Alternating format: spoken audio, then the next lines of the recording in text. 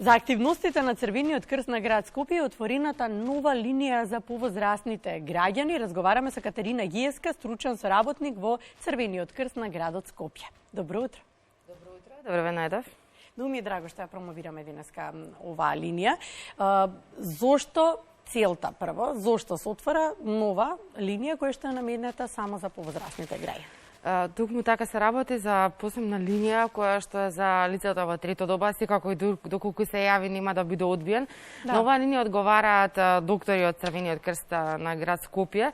Истата ја работиме заедно, односно во соработка со Светската здравствена организација и секако нашето национално друштво Црвениот крст на Република Северна Македонија со основна цел за разрешување на оние некои дилеми, посериозни прашања кои што ги имаат лицата во трето доба, а се насочени во однос на превенција од ковид и ковид вакцинација, односно вакцинација за превенција од COVID-19. И ова е едно време, еден период кога поголемиот дел од сервисните услуги на Црвениот крст посветени на стари лица се навистина повлечени или се модифицирани на различен начин, се со цел нели заштита на оваа најранлива категорија на население. Ама од друга страна ние мора да понудиме нешто друго за нив, затоа што потребата останува се уште. Прашањата се исти. Порано, например, доколку Ето сакав да прашам, кои се прашањата најчесто кои што ги поставуваат на оваа линија? Сега веќе сме во периодот на фаза на нели дополнителна имунизација, така, точно, значи луѓето најмногу во овој период поставуваат прашања во врска со третата доза, кога, како, каква е препораката, какви испитувања соодветно да направат предходно. Знаете, лицата во трета доба се така една сериозна популација која што знае да се грижи за своето здравје. Значи, тие и пред ковидот си имаат своји тековни нели болести кои што си ги имаат и они си знаева да си ги пратат работите, да разговараат со своите матични лекари и така натака. Така што ова е само една дополнителна ситуација на која што они се прилагодени. И тоа сакав да кажам дека доколку пред ковидот ние можевме во еден дневен центар да собереме повеќе од 60 луѓе и да имаме предавања за различни здравствено превентивни теми, сега истото мораме да го реализираме на некој начин со тоа што малце модификувано се разбира преку оваа СС линија. Добро, сите тие си имаат хронични болести, си имаат и терапија која што ја примаат, но дел и од нив немаат можност сами да одат да се вакцинираат, можеби сака. Дали тука вие во тој дел помагате? Дали може на таа линија да се побара помош некој од повозрастните граѓани да биде однесен на имунизација, дали со прва, втора, трета доза во случајов и да биде вратен во својот дом? До сега не сме имале такво побарување, но верувам дека преку постоечките сервиси во Црвен крст би можеле да излезнеме во пресрати на нешто вакво. Доколку навистина се работи за лице кој што не може нели тоа само да го направи. Бидејќи таков тип на услуга како транспортна во моментов немаме, но од друга страна ние сме присутни со повеќе од 50 волонтери на вакциналните пунктови, кои што одат во 2 смени. И овие волонтери се тука да ја дадат токму таа поддршка. Што значи тоа? Дека во самиот момент на пристигнување, придружба, понатаму на сочување, пополнување на формуларите, но истовремено да биде тука до лицето, да биде поддршка, што велиме ние на прва психолошка помош да се даде на лицето, затоа што стресот сепак постои, се работи за нешто ново, нешто ново, да, и тие се верувам дека многу исплашени од самата помисла дека може да заболат и верувам дека се исплашени во делот дека треба да се заштитат, да си го зачуваат здравието по секоја цена. Подобро, може во наредниот период или во изминатиот период да ни кажете кои беа најчестите од нив ситуации, прашања, каде најмногу има потреба од вас? Верувам дека со затварање на Борис Трајковски, дека се распределивте, па каде се има најмногу потреба од вас? Значи секаде сите вакцинални пунктови се подеднакво нели зафатени, бидејќи тие сме преденили согласно поликлиниките и местата на живење, така што сите се доволно посетени, бидејќи возрастна популација кај нас има буквално во сите општини, мислам, ако е некаква карактеристика за градот Скопје и дека има навистина возрастна популација. Мислам, тоа е тренд со целата држава, но и во глобални светски рамки.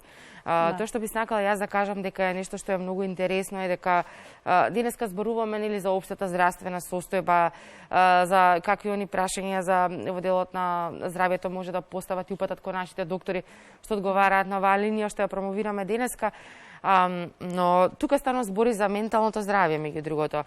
Нешто што го одликува изминатиот период е дека стравот од вирусот, седењето дома, немешањето со луѓе, несоциализацијата и така натака, особено бидејќи возрастната популација не е толку секогаш вешта во социјални медиуми и така натака. Значи, оние станаа дефинитивно малце поизолирани, дури и во однос на нивните семејства.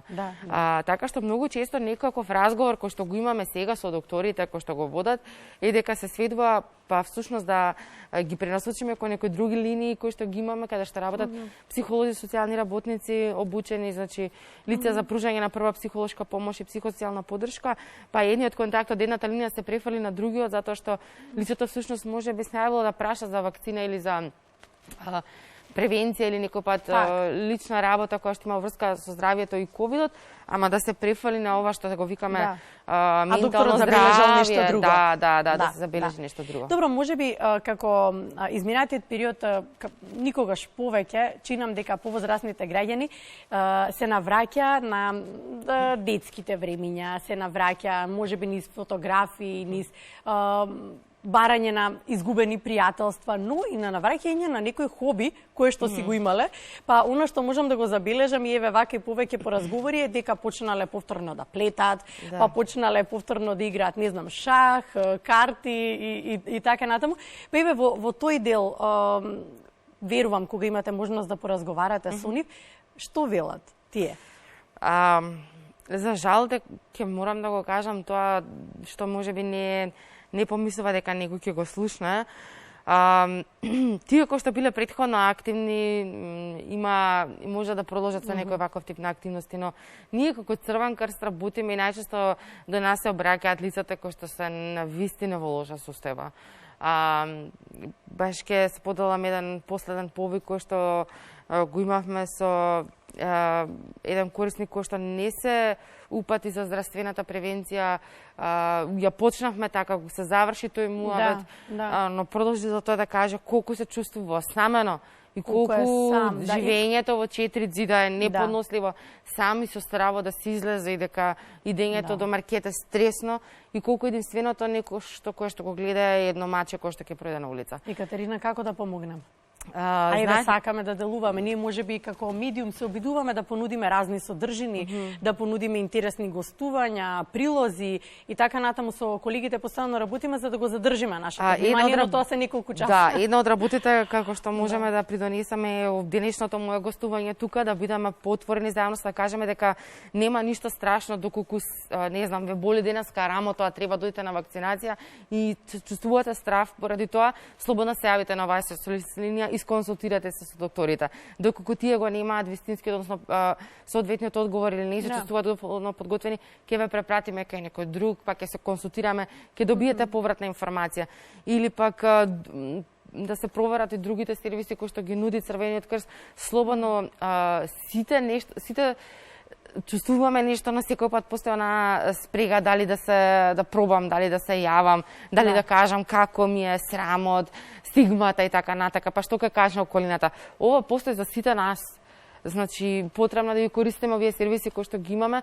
Верувам дека стручниот и обучен кадар, кој што е обучен според меѓународни стандарди, бидејќи ние сме членка на Меѓународната федерација на друштвото на Црвен крст и Црвена полумесечина, ќе знаат како да помогнат, како да ги упатат. Овие доктори кои што одговараат на линијата се искусни доктори кои што верувам дека ќе бидат од корист за граѓаните. Да кажеме, постојано оди подписот, линијата тоа е бројот. Линијата е отворена од 8 до 17 часот секој работен ден. Да, најчесто продолжуваме малце повеќе затоа што има уште некој повик кој што испуштени треба да се доодговори, но во принцип во тој период сме активни, да. Апсолутно дека не треба да постои стигмата кога веќе ја споменавте, не само за повозрастните граѓани, од 7 до 77 сите некако психолошки го почувствувавме делот на пандемијата, на стравот и на се она што ни се случува и дека има можност еве каде да се јават и да добијат совет. Апсолутно, да. И да прашат буквално се што сакаат, не мора само да е здравствено. Значи, знаете како, доколку некој човек се најави во Црвен крст, ние знаеме постоја каде да го пренасочиме во друг одел, согласно потребата која што лицето ја има. Ние постоиме за граѓаните, значи, посебно за ние кои што имаат навистина потреба, и веќе сме подготвени и се отвараме и во различни правци да действуваме и да делуваме, така што се надевам дека луѓето ќе се охрабра да побараат тоа што навистина има потреба. А пандемијата ја зголеми потребата да размислуваат и во други сегменти, да, и да се расширите со активностите. Да, постојано сте активни. Катерина, ти благодарам за гостувањето. Благодарам и на вас, да. Ги очекуваме граѓаните на линијата слободно да не контактираат и се надевам дека ќе бидеме од корист за нив. Од помош, да, од помош. Да, целта е таа да се помогне и дека ќе се јават за да ги смириме, да ги облажиме, да. Да ја постигнеме целта. Благодарам што беше денеска наша гостинка. Посакувам да сме тука дел од врската во која што ќе ги промовираме сите активности кои што ги правите. Во очекуваме. Драги